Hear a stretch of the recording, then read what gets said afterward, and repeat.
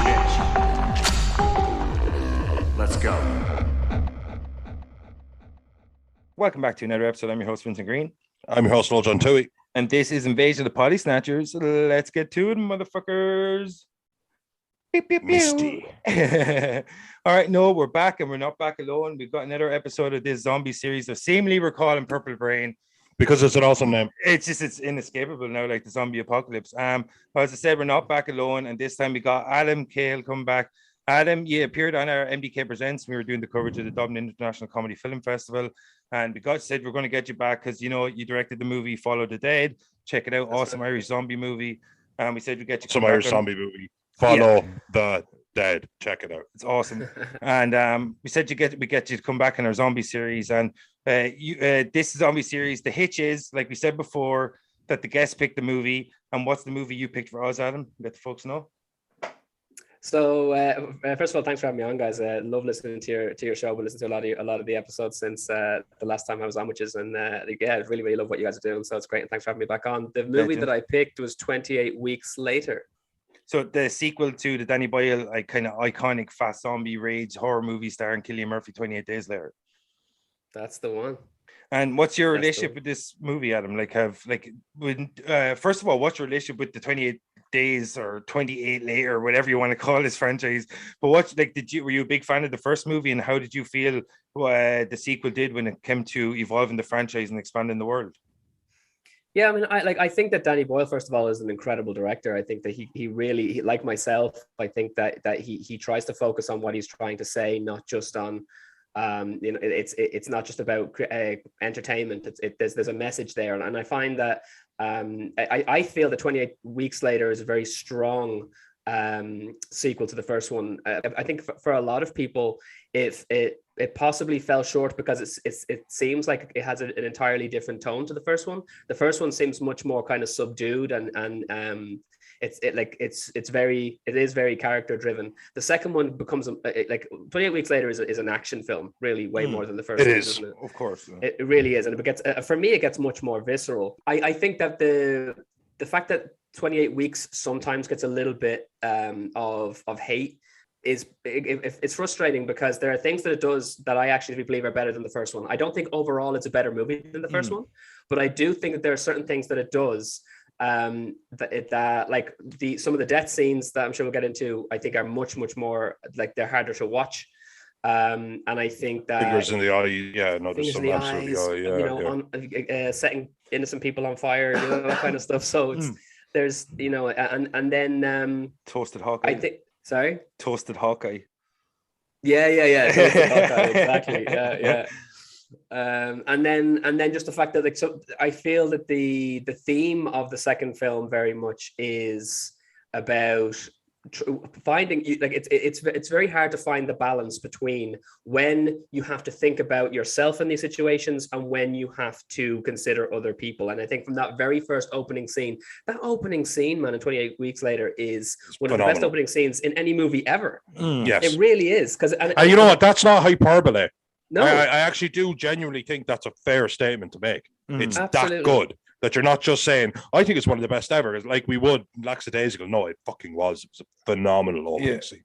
Absolutely. So it really stuck with me. It stuck with me a lot more than I'm not exactly a zombie movie connoisseur, but I have seen a lot of them. But 28 Weeks Later sticks out to me because of the things that it gets very right. And that opening scene, it's like, it's a microcosm of the entire film in the sense that it immediately makes you kind of, because you've got the Robert Carlyle character and he's running off from his wife who he's left to, he's left her to die while he's trying to save himself. But the situation that he found himself in at that moment where he has to make that decision, it's like she's chasing after this kid that she's trying to save, and she puts herself in a precarious position, and then it basically asks the question of the audience, what would you do in that situation? We all felt that, we all felt absolute suicide. Absolute suicide. Sacrifice the kid. but die on Yeah. your morals. Yeah, So throw the like kid at them. absolute suicide. Make no mistake about it. Or I think everybody's going Run. to answer that question differently, man. I really think Yeah. everyone is going to Of feel, course, it's such a range of emotions that you'll get from different people about that scenario. You'll get some people saying, absolutely, I'd be the hero, whatever, die on my sword. You'll have some people who will mean that. You'll have some people who will only say it because they think it's the right thing to say. And then you'll have other people who are like, look, she brought this on herself. It's either I live or no one lives. And this, because and you can't exactly realistically, as hard as that was to watch, and as much as you're sitting there thinking, oh, you fucker, it's also difficult to say concretely and honestly that you wouldn't have done the exact same thing as him. To be fair, if we were putting yourself like fuck off and like, oh, if I was in that position, I would shut the fuck up. First off, before you even start talking, shut the fuck up. You haven't got a goddamn clue what you would I'm do. using that kid as a human shield immediately. I have no emotional attachment to him. I just met him a minute ago. That's my wife. That kid is dying so fast. Like, I'm just she's like, I'm saving the kid. I'm like, nah, I beg to differ. Right. So like, this is what I'm saying about this. The way that you're feeling, it's like, oh, of course you don't want to see the kid die. And then when the wife makes that decision to chase after the kid anyway, you're like, oh, I don't want my wife to die. Yeah. But it's just either I die or I live, and that's that's the end of it. And so like that's the microcosm of then what goes on to be the whole thesis of the rest of the film, because then there are so many scenes where it's like, well, if this didn't happen or this didn't happen, we wouldn't have ended up in the situation. And is it better to start, because then the military start killing off all of the people who are in the quarantined area that's now compromised. Yeah, snipering them from above. Yeah, right. napalm, and you're like, oh, well, these are innocent people. But it's like, well, but the pandemic could spread. And, so it's like. Oh, it's a fucked up thought exercise. That's what I always think films like this are. They're fucked up thought exercises. Well, what if? Like, what if? Yeah. Would you say that, well, if this is 100% going to get to Vinny has a daughter who's 100% going to get these kids, what would he be willing to do? It's a dark fucking answer. And that's the uncomfortable thing that a good horror film could do to you. They make you realize a dark truth about yourself. To save my daughter, but you would kill so many. But you would. I wouldn't even bat an eyelash. But you would. Like, that's the dark thing. Like I'd be dropping people like they were flies. You know what I mean? I'd be like, I'd this put my was just daughter the on my last back time like a there backpack. was a You know bad what I mean? And I'm just like, you're not even there. We're going. You close your eyes. Daddy's got some killing to do. But this film was. I think even as intense as 28 Days Later was, I think this film did not let you get a foothold at any point. Yeah, not like there wasn't like a. Yeah, I just think what 28 Days Later showed us was the story of a small group of people and how it affected people on a very personal level. What this showed was how it affected Britain on a national level, and what the ramifications are of the outbreak, and how people are going to try and integrate into this new world or this new society in the post infection zone Britain. And that's what the difference was. One was very micro and the other one's very macro in terms of the scale of the movie, because Noel is all you're saying, micro macro in your face, but I do that but no, so like I just think that that's what the kind of difference in the two movies, that one was kind of show you the personal journey of one family, of one person, of his relationship with one stranger, and how that can develop in an apocalyptic world. And this has showed how it affects society, how it affects people on a grander scale, and how it affects how the world is going to look. Because one is 28 days later, it's only a month after the outbreak. This is 28 weeks later, it was like 6 months. No, it's gone backwards. It's gone 90s rapper. But like, so it just shows you that it was whack. I found the whole thing quite often. I found it whack. No, it just shows you that like the differences between the two movies. That one, and I think it's the reason why I think comparisons are a bit unfair, because one is a very broad in terms of the scale and scope of the movie and story it's trying to tell. It's talking about immunity, the next step, maybe the salvation of humanity against this infection in a global scale before it develops. And then one's about this guy, he wakes up, and it's about this personal kind of like Rick Grimes in The Walking Dead, his personal story and his journey and trying to figure out what this world is and how to exist in it. Where now this is talking about a societal level. I think that's the two kind of differences between the two movies, that the scale and scope of the stories, Anna, would you agree with that? Because like I put the question to you after a short diatribe. If you were like watched like Michael Keaton's Batman and then watched Batman Returns, you could say, oh, the first one and the second one, I preferred this one because this one. But when you are looking at something like this, it's not it's actually a story of the outbreak. So do you think that the comparisons that quite often happen between 28 days and 28 weeks is kind of unfair? Because I don't know if you can hold them, because it's not Batman comes out again, but this time to take on the Penguin, it wasn't like that. It was about the outbreak, and it was the outbreak looked at from a different angle. So do you think, narratively wise, you think it's a little bit unfair the way people compare the two? I think it's unfair to compare them when they're not supposed to be totally the same, and it's not meant to be the same scenario. As you pointed out, Vinny, that it goes from this kind of a small scale story to a much larger, grander scale. And what the most important thing when you're making a film is to stay true to the philosophy, to whatever the thesis of the story is. So considering they're trying to say two completely different things, the only thing that needs to stay consistent is what's the logic behind the first movie, and does the logic carry on to the second film? And it does. Fair. Everything stays contained. Fair, yeah. You know. So whatever, it's not that they're not technically the rising from the dead zombies. They're rage-filled human beings, right? The logic about what they are stays the same. I'm sure if you're to in a lot of zombie movies, you have to, you've got to destroy the brain. Whereas in this movie, you shoot one of them in the heart and they're down. That logic will stay the same. The things that need to carry over. Apart from that, you got to think about it as in it's a new, as you said as well, Noel, it's a whole new different group of people.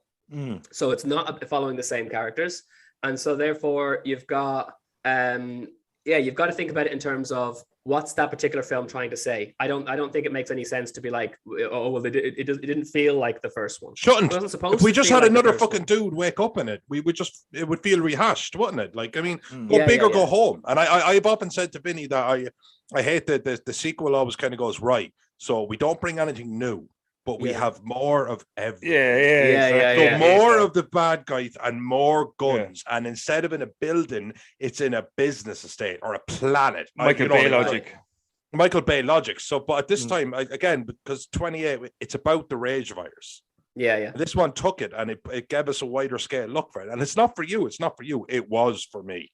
I love the tempo of this film. I really enjoyed the tempo. I love the narrative tricks that it plays as well. Like, because like immediately it's pulling red herrings. Because like you think initially that Robert Carlyle is going to be the central protagonist of the entire movie, and it uses him as the focal point of its intro. It shows you like the decisions he had to make just to survive in this world, and it shows you then later on his position in this new world that's kind of sprouting up from the old. And like you immediately think he's going to be the central protagonist. The whole movie's going to be focused around him, and then it plays with this thing that like he in a lot of ways is actually the core antagonist for this movie, because you don't really have, like I would say, the classic sense of a bad guy, because the rage, the infection, the virus itself is the villain, but he's just like a victim of it himself.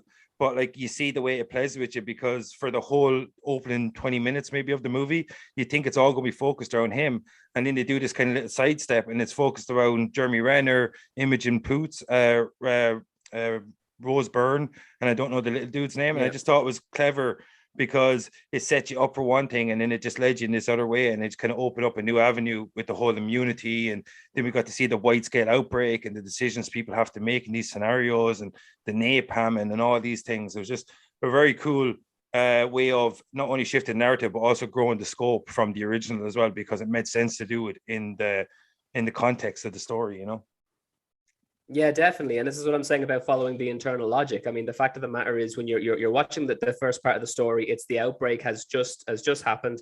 And we know that it's only happened on this island. You know what I mean? The virus hasn't got off the island. When you're then looking at what's the story going to be when it's 28 weeks later. So the Americans come in and they're be the head honchos leading the situation, because that's what you'd expect to happen in the real world. So the Americans come in and they're trying to put Britain on lockdown, and when you know that that's logically the next step in terms of how the world building needs to happen, then you sit and you go, right, that's going to happen. What story can I tell within that world? And that's the appropriate way to then take on the next chapter of the narrative. Exactly right. It's not about, okay, let's have more of the exact same thing. Yeah. And if that's what people wanted, then I'm sorry, you're going to movies for the wrong reasons. Yeah, exactly. Agreed. Yeah, because because just of the time scale itself, the two experiences and the stories are going to be completely different. One's is at the initial outbreak, and the other one's really like almost post outbreak. And like you can't tell the same story because the elements. The story is the outbreak, though. The story is the disease. The story is the outbreak. Yeah. And what did you make of the Noel? I'll throw it to you then, Adam. What did you make of this? Is kind of like the Danny Boyle movie was kind of like the birth in a lot of ways of the Fast Zombie. And what did you think of this, Noel? Oh, you know what? Again, we only shouted out a friend of mine in the last series because he was telling me we had to do Invasion of the Potty Snatchers, which we did for our 50th. And the same guy, fuck you, Colin, debated the fast zombie versus the slow zombie. Became this kind of debate in this little email group I was in at work because we were all working for the same department. And it was the fast zombie versus the slow zombie. Is there room for the fast zombie? I can't remember who was team fast. I can't remember who team slow. All I know is I fucking hated it. All I know is, was the film enjoyable? Fuck off. Like, yeah. But no, but like my friend, our friend Mel, he's a purist. And a zombie are hard to kill, relentless, and have numbers. Now, they're not smart.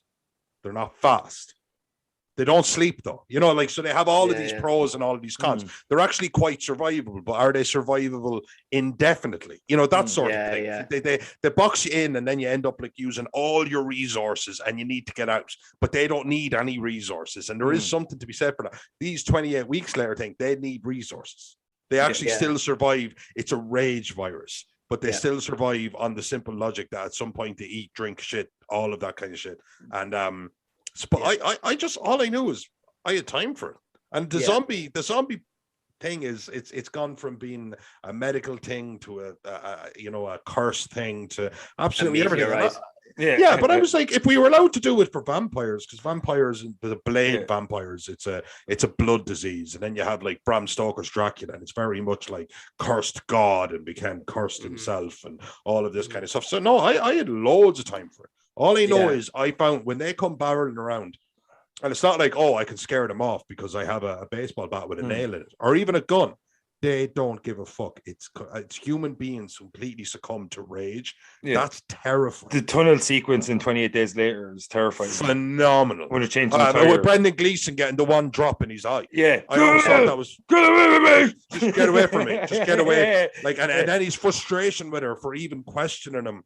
Yeah. Like, you know, he goes from 1 to 10 and it's literally, no, I had time for it. But the argument then became, are they zombies? Right, that is the question. Like, it does. You got to cast a wider net. So I think to hijack to a degree, I had to hijack Vinny's question and shift it slightly. Adam, are they zombies? I would say technically no. I would say they're not zombies in the sense that they're not the living dead, because they're not dead. I would define zombie as the living dead, right? That's just okay. No, that's nice. That was actually quite simple. You know, there's a debate around it, but that's quite simple. Like something animated corpse doesn't have an animated corpse doesn't have a heartbeat, doesn't need to sustain itself. That's fair. But it doesn't matter that it doesn't matter that that's not what these zombies are, because they're telling a particular story for a particular situation. But what matters is the context of the narrative. They're this way in this story for a very specific reason, and you certainly can't say that it doesn't increase the stakes to a large degree, because as you've already pointed out, Noel, if you're dealing with a normal zombie, the traditional classic zombie, we'd say, and you're dealing with them one-on-one, most people are going to do pretty okay in that situation, right? They're slow, they're lumbering, you're probably going to get your hands on something before they can get to you, and you take them out, go for the brain, whatever. The zombies are certainly more threatening in the 28 Days Later universe because of the fact that they're quicker, they're that little bit savvier because they're not really dead and all this. So it's done for particular narrative reasons. And it's certainly increasing the stakes in that regard. But like, are they essentially functioning as the same thing but quicker? Yeah, because it's just these things that are going around trying to eat other human beings, they're just more vicious and they can do it at a faster pace. Yeah, it's like what they did was with the zombie trope is the zombie is the human need to feed kind of boil down, and that's what keeps them alive, their need to feed. Whereas the rage is that one singular emotion that they use to bring their zombies to life. Is that the only thing that's really alive in these is the rage that humanity has within them or whatever. And it's that kind of end to the nth degree, in the same way hunger with the, you know, the stereotypical zombie is. So like, even though it's technically not a zombie, I can understand that it is definitely an iteration that kind of classifies as a zombie in a way. If the definition of zombie is where you boil a human down to one particular emotion and that's all that's left, and it creates this zombification. Because like, if you look at like even propaganda around the world and how that can create zombification, because even though it doesn't create the living dead, it creates this one set in stone mindset that never changes or alters, in the same way as zombies need to feed, or rage victims need to just be rageful and attack and just fucking cause mayhem. So even though it's not a zombie, I can understand that it can still kind of like technically operate in that world, because it is really just boiling humans down to that one thing that makes us something, you know, at our core, whether that be the need to feed or our inherent rage that we have from being primal creatures and you know, evolving from apes and shit. I think what I enjoy is that both of you were absolutely equally right and equally wrong. Ergo, all of the above and none of the above. But it's true though, isn't it? Because is it not like, I won't be like, you know, I get dragged out. Help me, Vinny. The zombies had me. Actually, you know, technically, you're not going to get bogged down. It's like whenever you cry out, whenever you cry out in desperation, that's what they should be called. Again, they're not exactly The Walking Dead, you know. Like, well, no, now that you mention this, right? No, definitions. Definitions completely fly out the window in a situation where you're essentially, well, you know, you're dealing with the exact same kind of enemy. It's just there's a slight different manifestation of their abilities. But you like what you're talking about, Vinny, is like it's pure unbridled id. If we were to talk about it in psychological terms. Right, so they're just pure unbridled id. It's just desire, dialed up to 1,000, and they're going to get what they're looking for by hook or by crook. You could then, by virtue of that definition, though, you would then have to extend it to things like, I don't know if you guys ever watched the TV series Firefly and the movie Serenity, but the Reapers who are in that, they are basically the exact same thing, where they're basically just people that are pumped up with rage. And then their extension of their malicious methods of acquiring whatever it is that they desire extend not only to eating flesh, but also raping and sadism in general. Good stuff. You could consider editing around that one. Wait, producers in my ear. No, we should edit around it. Yeah, you're right. No. But it's true. Like, I mean, it's like carnal, but it is a terrifying thought of like how much of you needs to be stripped away before you become debased like yourself to this point, and is it as much as you would like? Yeah, exactly. How much of you is there that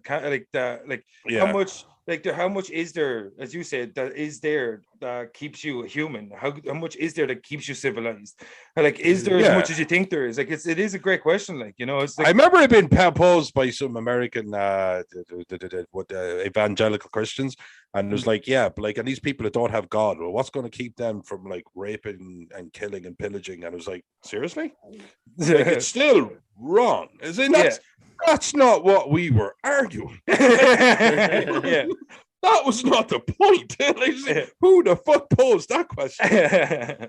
But no, it's and I always love a horror film that asks a question of you, and that is like, what would you do? And sometimes, and when you're being honest with yourself, it wouldn't be like, well, my answer would be like just total badassery. It's not like, as in, what if you were like, you know, Sophie's Choice, and this film was just like a bunch of Sophie's Choices. Oh, I'd kill Meryl Streep.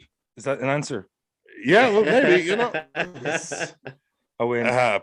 But I do think that this film was, I think this film's a gem. I think people just don't like sequels sometimes. Or they want more of the same, and that's the weirdest thing. That's the strangest thing, is when the general population are just they're expecting to see the same thing again, just slightly different. It's like, that's when you end up with A Quiet Place 2, which I didn't find that to be a particularly fantastic sequel to the first one, and all they were doing was more of the same. Whereas Terminator 2 is not the same as Terminator 1 by any stretch of imagination. It's lauded as one of the greatest sequels of all time. Alien and Aliens as well, like. right? Yeah, Aliens for me is an even better example because I thought it was a thing where they went bigger, but they didn't actually, because they didn't have the special effects or anything. It was hinted at. There were Suspense in a dots. different way. There were dots in a radar. Is it like, oh my God, yeah. there's like 60 of them, and then one tail comes down from it's wall to wall out there. Yeah, it's wall to wall out there, but you don't actually end up seeing. So yeah, no, I absolutely agree. But I always I always put it back into terms of music, and I always found that there was a picture that really, it's like waiting for your band to release a new album, and there's the guy that's angry that it sounds like the old album, and there's the guy that's angry that it doesn't sound enough like the old album, right? And they're like almost the two only audiences you can play to. And I think with something like 28 Days Later, I think that especially it's a great example of, no, we're not carrying on Cillian Murphy's story. We're talking about what happens to the world. And now we've taken the scale. And it makes sense to do it in this sense because it spreads. Absolutely. And now it's about the outbreak. And I think that's why it quite plays too. It was just like more of the same. And it's not introducing us. When we were introduced to those creatures, that was epic. Mm-hmm. And now they try to like just introduce us again. We were like, yeah, that's good. Like I enjoyed it, but I didn't leave. I left the cinema going, I remember like, did you enjoy that? Went, yeah. I would probably have taken when your voice is a little tiny bit pitch off. I'd have probably introduced a kind of the initial aliens were just kind of like the scouts or the ones that were there to do they're kind of the grunts, the pawns, whatever. Yeah, but then you introduce scouts. That's the word you're looking for. The drones. Yeah. And you introduce a bigger, more deadly one, and something has to escalate. But they didn't really do anything with the story that progressed it in any meaningful way. And so like, if you imagine what would a 28 months later look like after doing those first two films? So at the end of 28 weeks later, you see that the virus is now getting off of the British Islands because now they're in Paris, right? Now to be honest with you, that's the one aspect of the movie that I also felt was a little bit cheap at the end, because the whole thing from the very, very beginning was that the decision made by Robert Carlyle's character ultimately led to the island to the virus getting off the island, because you have the fact that he goes back out of guilt to speak to his wife, who he left behind. He kisses her. He ends up getting the virus, and he ends up going on a murder spree. Then quite one, like a pretty good murder spree. Pretty good. Ultimately leading to him biting his son, and his son has the same immunity as his mother had, and then the son is being taken off the island. And that should have been, oh no, the virus is getting off the island. And then they're like, oh, well, now we're seeing the zombies getting off the island anyway. So it's like, it kind of cheapens that side of the story. So that kind of annoyed me, just so we could see the zombies running towards the Eiffel Tower, just for that image. They ruined that kind of, the story. With the ominous kind of the end and leave it to your imagination. Yeah. But we know that now the virus is off the island. If we were going to watch it 28 months later, it's going to be on an even bigger scale, and it should be, because that's where the narrative went. Yeah. It makes sense, because like first you have it as the personal level, then you expand it to kind of more of a national level, or like, a whole city, and then you get to see the global implications of this outbreak, or even if you have it where you can just kind of contain it in Europe. And the problem with Europe is that if you get into like a Central Europe, that everything's so landlocked that the virus can spread so quickly. Look at COVID, like, we all just lived through for the past 2 years, that when something hits landfall in Europe, it can spread quite quickly because of the geographical locations of all these countries, So it makes perfect sense if you drop in 28 months later and you see like the global implications, and the story is ramped up where humanity's on its last legs and it's trying to fight against the rage virus. Like it makes sense, and there's lots of meat left on this story, like, and like one thing I liked about part 2 in 28 weeks later, sorry, instead of 28 days later, was the actions. Like something that we kind of touched on a little bit earlier was the set pieces in this movie were fucking top notch. Like the napalm sequence, the sniper scene you spoke about earlier, the helicopter sequence, the whole thing in Wembley and everything, like, it's the scope and scale of the movie. Like, but what did you think of the action sequences, Adam? Yeah, I thought they were fantastic, but not like, and it wasn't just because, like, the thing that a lot of people get frustrated by with regards to say what Disney's doing at the moment is they will give a Marvel movie to a director, and they'll say, right, we want you to deal with all of this stuff, but these are specific action scenes that we've already planned ahead of time, so you're just going to have to work them in there because that's what, and it has nothing to do with the plot necessarily. It's just like a wrote by numbers action scene. We're gonna make it look cool because we can do this now and do this now. And here's the technology we've been working on and stuff we've been working on and whatever.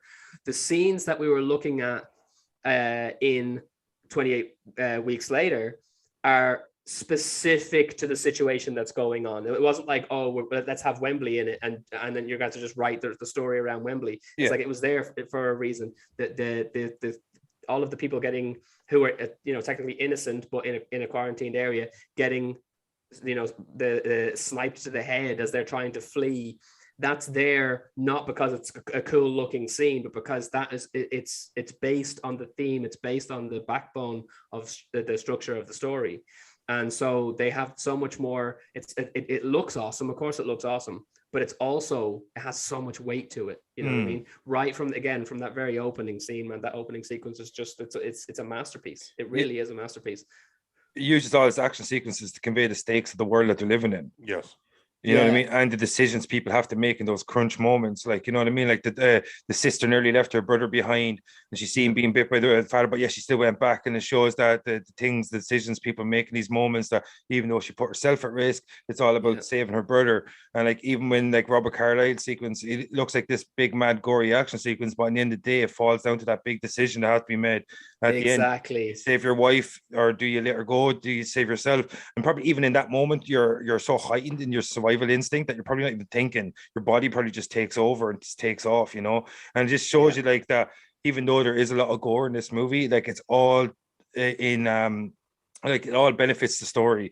Like and all of us ask big questions at the end. Like as you said, the sniper sequence, it's like it's not about people being shot in the head and all that. It's about the decisions being made by those snipers in those moments.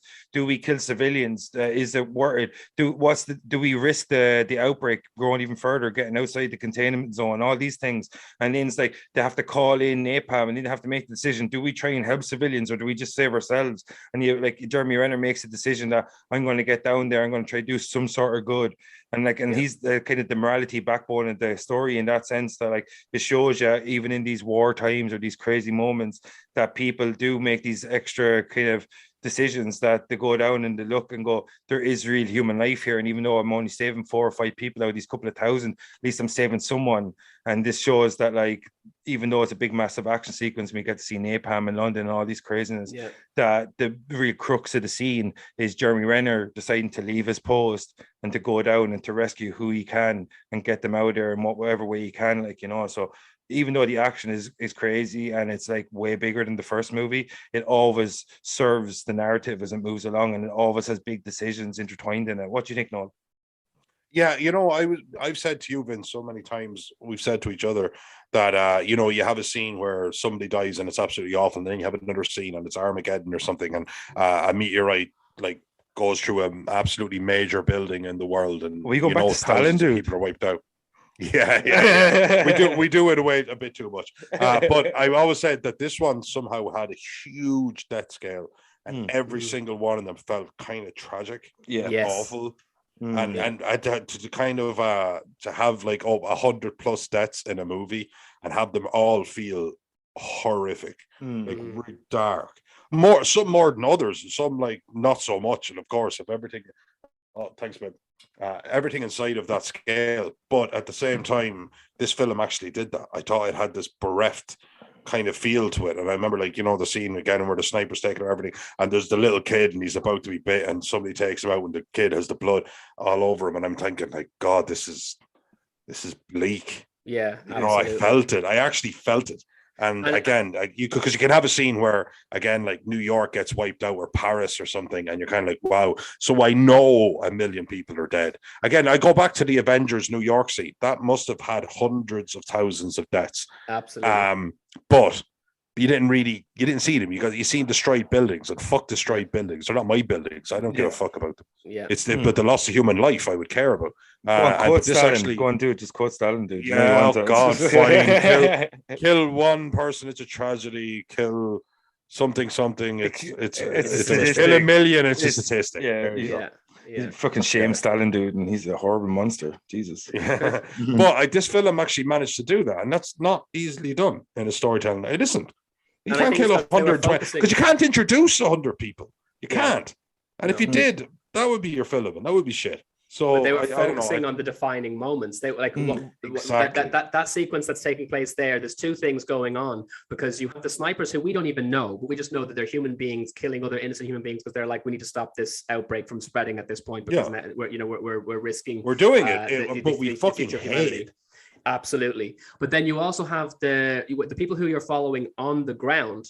You have Jeremy Renner, who is the only sniper or the only military man who's there with the group. And he turns to this other fully grown man and he's like, okay, I need you to be a distraction, because if you just make a beeline for that spot over there, the sniper is going to show himself. I'll take out the sniper. And then and the man is like, no, I'm not doing it. And it takes the child. The child is like, okay, this is what needs to be done. I'm going to go do it. And it's just like, wow, who are you going to be in that moment? Are you going to be the child, or are you the fully grown man who's like, I'm not doing that. Are you crazy? Yeah.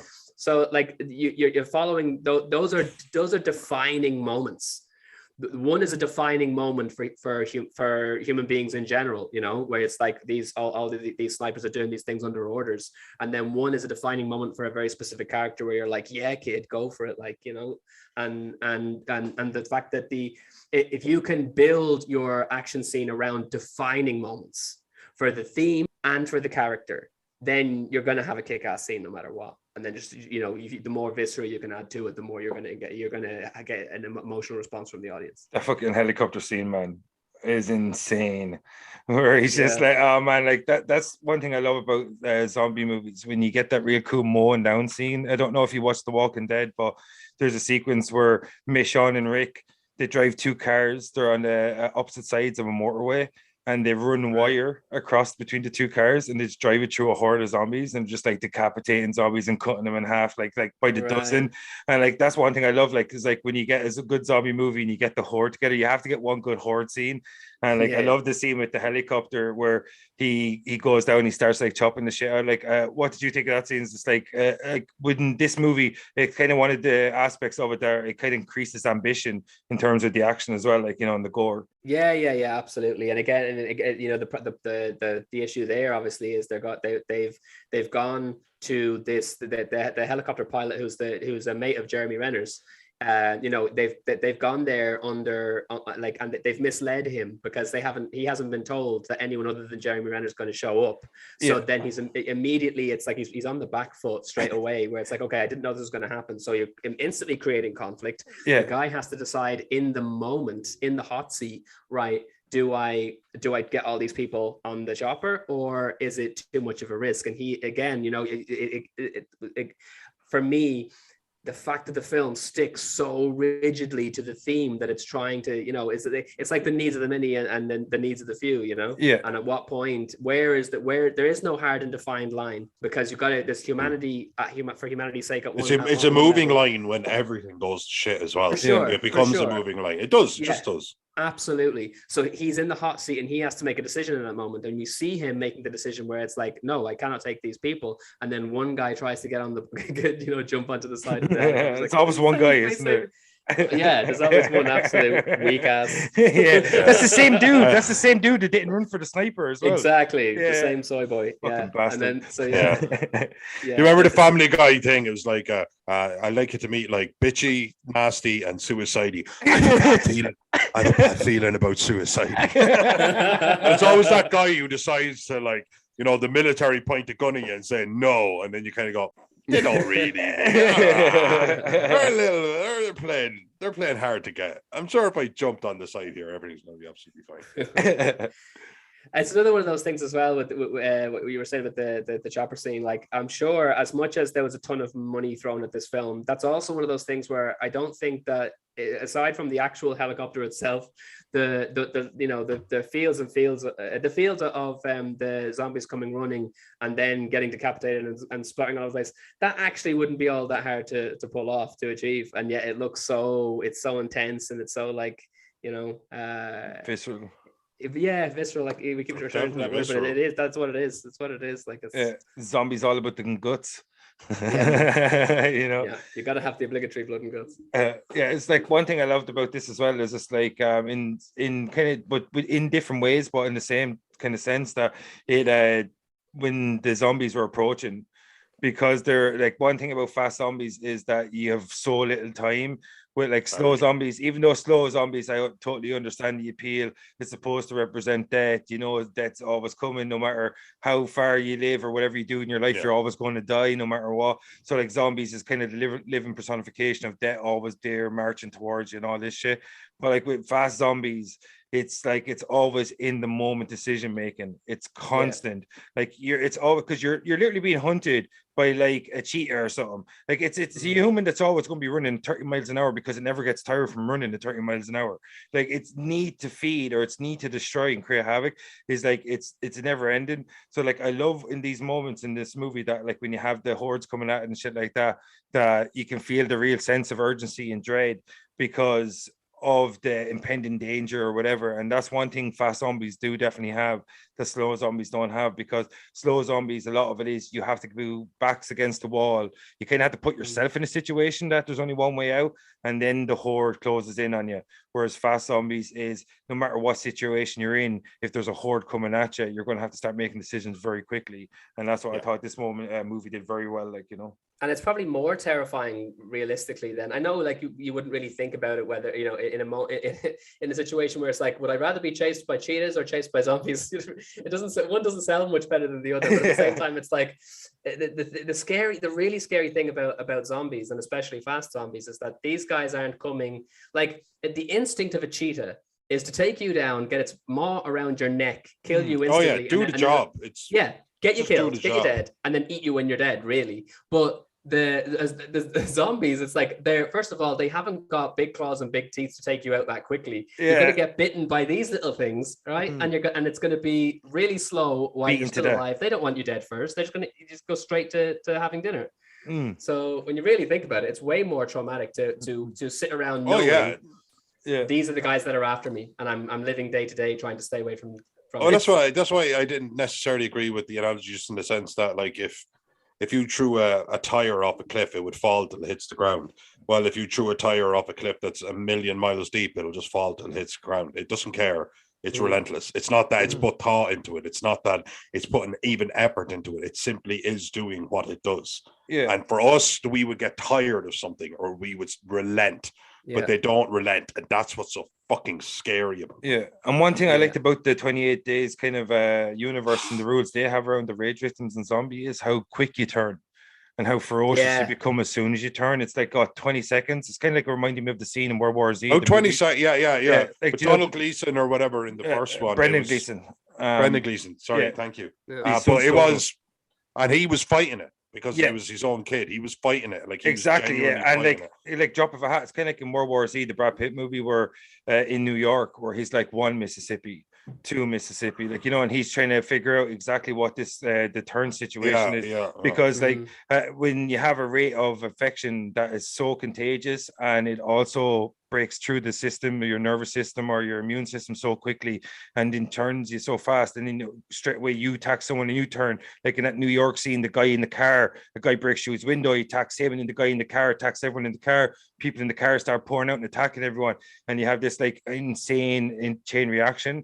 And that's what I love about the scene in London, the initial outbreak, when Robert Carlyle gets turned by his wife, beats his wife to death, and then you have this chaos that ensues afterwards. That it's so quick that it is like wildfire, and it's so hard to contain. And that's what the stakes are always so high. And that's why when we see the end and we see that it gets out to Paris, and even though I'm like you, I love when they leave it to your imagination, but when you know for a fact that it's gotten out there and stuff, and you've seen the devastation just caused in London, and now you can see the devastation that's going to cause on a continental scale. That that's what I love about the rage virus itself. It's not just Paris, it's mainland Europe. Yeah, exactly. Because once you get out, once you get into France, like you're in Germany, Italy, Spain. You're in Russia. You're in Asia. I mean, it's fucking. Those two movies are far more apt to compare, I think, than like 28 Days Later evolves into 28 Weeks Later in that it's following the same internal logic, but it's doing something completely different tonally, with the totally new characters and everything. But in terms of that tone, when you're looking at fast zombies and you're looking at what's happening to a nation, then comparing World War Z with 28 Weeks Later would make more sense, I think, to compare. And for me, I've never read the World War Z books, but I didn't find the film as compelling as 28 Weeks Later, though. And I think, again, what it comes down to is the levels of stakes. For me, the fact that 28 Weeks Later stuck so rigidly to what they were trying to say with the, how many sacrifices is too many? Or how much sacrifice is not enough, where it's like, at what point you go, we have to save the human race. We have to, saving these people is better than and sacrificing others is better than trying to save those others, but everybody ends up dying. And it's so constantly being rigid with that philosophy, I think, is what amplifies 28 Weeks Later for me, and amplifies any good film, because any good film is going to have external stakes, right? Any good film is going to have internal stakes. So with 28 Weeks Later, the external stakes, we have to outlive this virus. At all the costs. Internal stakes is the family. The family want to survive and they want to be together. But the philosophical stakes is what I've been talking about in terms of like the needs of the many and the needs of the few. So the fact that it has that extra layer, that's what separates, I think, a fantastic movie from just a decent piece of entertainment. Yeah, 28 weeks later. Listen, 28 weeks later, the big question is kind of like, how many humans do we have to kill to let humanity survive on this island? That's what they're constantly asking themselves throughout that. Like, shit, how many people do we have to kill to actually have any hope for people on this island? And that's what they're constantly doing. Even in 28 Days Later, like the soldiers, like, they're always like, they're trying to create some sort of like, how many people do we have to kill to create the morale for my men? That's the Chris Eccleston's character. He's like, and like, I have to give them women. I told them we have women because they need to believe in the future, So that's the kind of questions that they're asking, like, constantly in this kind of franchise. It's like, what do we have to do to have a future, and what decisions do we have to make? And it turned into like pretty much nearly almost genocidal proportions in 28 Weeks Later. It's like, so we're going to actually literally have to kill the entirety of this sector, because otherwise there's going to be nothing left for people to come in afterwards. And it's like these moments and these big decisions to have to make for the future of humanity in 28 Weeks Later. And like 28 Days Later, it's smaller scale, because they're just like, you're making these decisions for the initial group that are around you, like Brendan Gleeson, safety of his daughter, Cillian Murphy's love interest, I can't remember her name, but she kills her friend like immediately after turning, because she doesn't want him to turn and kill her and attack Cillian Murphy. So the decisions were similar, but the stakes were just so much higher in 28 Weeks Later. And that's what I loved about it. And it was a perfect natural evolution of the story, like you mentioned. It shows you like how the story, they stuck to the strict rules that were set in 28 Days Later, but they looked at the stakes and how those things would evolve, looking at the kind of evidence that was provided from the original source. And they go, how would they evolve given time, given certain circumstances, and how would people evolve, and how would the decision-making process be, and how would it evolve, and how would it affect humanity, and all these things. And that's what I love about 28 Weeks Later, that it might be maligned in some circles, but it looks to me and it feels to me like a perfect evolution of the source material. And that's the only thing you can really ask for from a sequel, like, And I think it's the most important thing to ask for from a horror movie in general. Like I was saying to you guys when we were talking about Follow the Dead and why I made that, it wasn't necessarily that I wanted to make a horror film, but horror just made the most sense to tell that particular story that I wanted to tell, which is, can we as millennials handle as much as our ancestors may have been able to handle, because we live in such an age where we're really comfortable. Where you're looking at it's really important to if you're dealing with dark subject matter, to not be afraid of going down the route of something that's completely and utterly terrifying. And so in this scenario, obviously, when you're looking at as you pointed out in the first one, where it's like how when in the first one, it's like, when zombies have torn society to shreds, what's stopping us from making up our own rules and making up our own morals within our own small circle. So this general has justified giving these women to his men because that's what giving them a reason to live. Like he's justified that in his head, and it's really dark. But he's legitimately, he was probably a good guy before the proverbial hit the fan. And now he's like, okay, this is something I have to do in order for humanity to survive. And then in the second one, as you say, like the stakes are even higher. You need to go there. You really, really need to go there. And horror, horror is the perfect vehicle to be able to talk about that the dark moral subject matter that we may be afraid to look at in our day-to-day lives. There's an author. He's actually a writer and producer for the BBC. His name's John York. He has a book called Into the Woods, and he talks about the place that you need to go. A story is about going into the woods, extracting, what Jordan Peterson would call extracting order from chaos, I think, and then coming back. And the reason you're going into the woods is you need to go into the dark. That you need to go into the place where it is dark, where the light doesn't exist, where you don't already know the answers, where you don't have all of the information. You need to go into that really, really dark place. And these two movies do that really well. They're willing to go into the really dark place and ask really serious things of you, which again is why that opening scene, when he's got a choice to either go save his wife or close the door on her face, that is such an intense moral conundrum, you know? And we all feel that intrinsically. Yeah, and that's what it shows, that like from the outset, it shows you exactly the tone of the movie, that it's going to be not just frenetic, but at the heart of it all, it's going to be about decision making in the crux moments, and what would you do? And it's going to ask you all these massive moral questions. And this constantly, it's just using the zombie word as a backdrop. Not just main characters. Yeah, and you could just say, like, you could just boil it all down to desperation. Yeah, if you want to put it into your own life. Boil it down to desperation. So no, before we get the fuck out of here, dude, what do you think of 28 Weeks Later? Do you think it was a good follow-up, 28 Days Later? I think it was a great film. I never understood why it was maligned. I've seen it when it came out. I loved it. And then everyone was like, And I was like, it's not the same film. It wasn't trying to be the same film.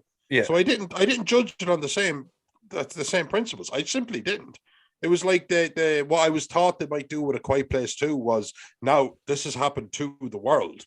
So maybe talk about it from somebody else in the world, and which they might do with the third one, or maybe, but that's what I thought they might do. And this one did that, and I thought that they widened the scope. They didn't try and tell the same story, so I held none of my original parameters, and I enjoyed it for what it was. I love this movie. I think it's a great movie. And Adam, do you think it was a good follow-up, and do you think we'll see one more? Do you think we're going to see 28 months later at some stage? 28 years later at this point. I don't think that they'll do it, because I think at this stage it's like you probably have, I'd say someone like Danny Boyle, like, will have a certain amount of time where he's buzzing off of the same, whatever it was that got him eager to make those films in the first place. And after a certain amount of time, I'd say that's just going to wear off. He didn't direct the sequel. He didn't direct the sequel. No, I think then maybe it was Latino dude, I think. Oh, okay. Well, then there's potential there, I guess. I thinking about it that way, I don't understand why they haven't done it at all, because we're constantly seeing intellectual property is the only thing that gets made these days. You know, they've got a franchise there that they know they'll have an audience for. So I don't know why it hasn't been made. Juan Carlos Fresnadillo. Oh, okay.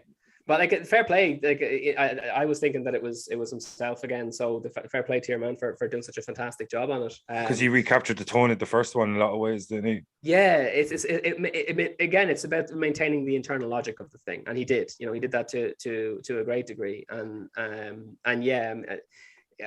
The other thing that we didn't mention as well is that it is a star-studded cast, because there's even people who are like, Idris Elba is in it, and he's barely in it, but he's there. He's there. He did that for a while, didn't he? He just shows up every now and again looking cool. Yeah. It's just like, I'm a cool before motherfucker. She was huge. Yeah, making me question my sexuality, the fucker. Rose Byrne.